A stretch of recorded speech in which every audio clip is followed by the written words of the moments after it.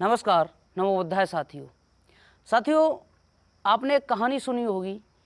बहुत पुरानी कहानी है कि किसी ने पृथ्वी को समुद्र में छिपा दिया था, है ना। लगता ना अजीब सा।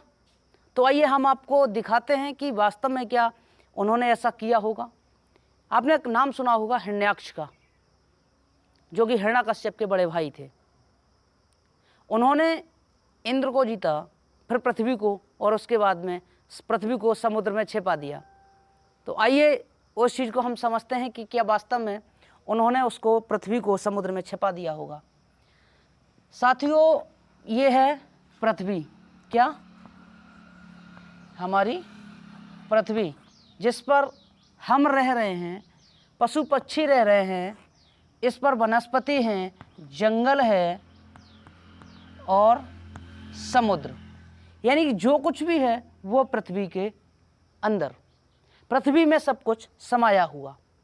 तो अब क्या आपको नहीं लगता कि जब समुद्र पृथ्वी के अंदर है तो उस हिरण्याक्ष नाम के राक्षस ने पृथ्वी को समुद्र में कैसे छिपा दिया होगा, जबकि पृथ्वी का जो क्षेत्रफल है वो 51 करोड़ वर्ग किलोमीटर है। पृथ्वी का जो क्षेत्रफल है वो है 51 करोड़ वर्ग किलोमीटर।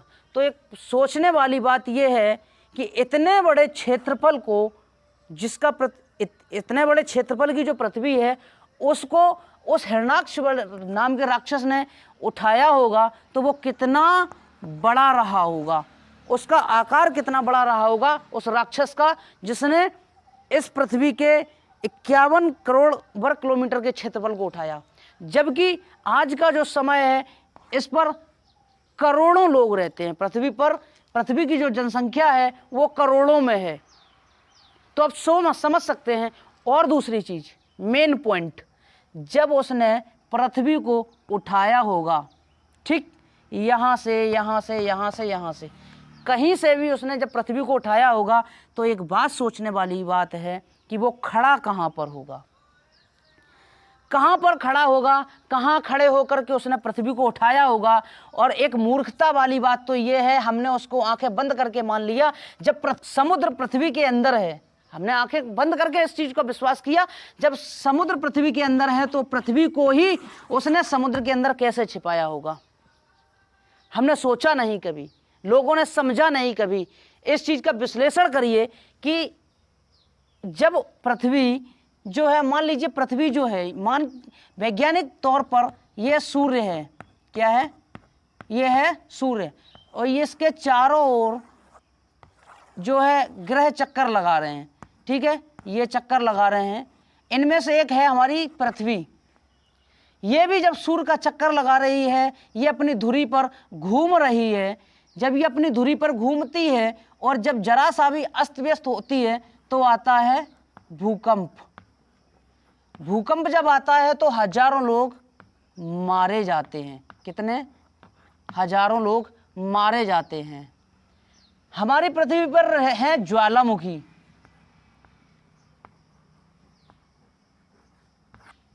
जब ज्वालामुखी हैं, पहाड़ हैं, तो आप समझ सकते हैं करोड़ों लोग रह रहे थे। कितने?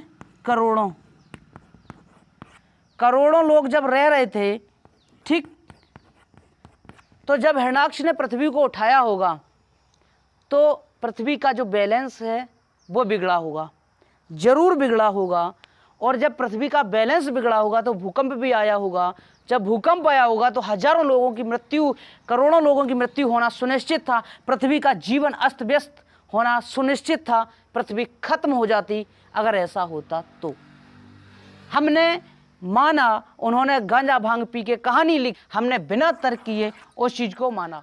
तो साथियों, वो जो कहानी है समुद्र में पृथ्वी को छिपाने वाली, तो एक आपको कपोल कल्पित लगती है या नहीं?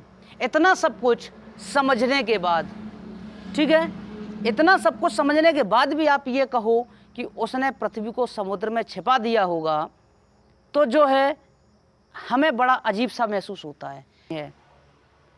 तो साथियों, एक रिक्वेस्ट है आप सभी साथियों से कि किसी भी बात को, तथागत बुद्ध ने कहा था, किसी भी बात को तब तक नहीं मानना चाहिए जब तक कि वो तर्क की कसौटी पर खरी ना उतर जाए।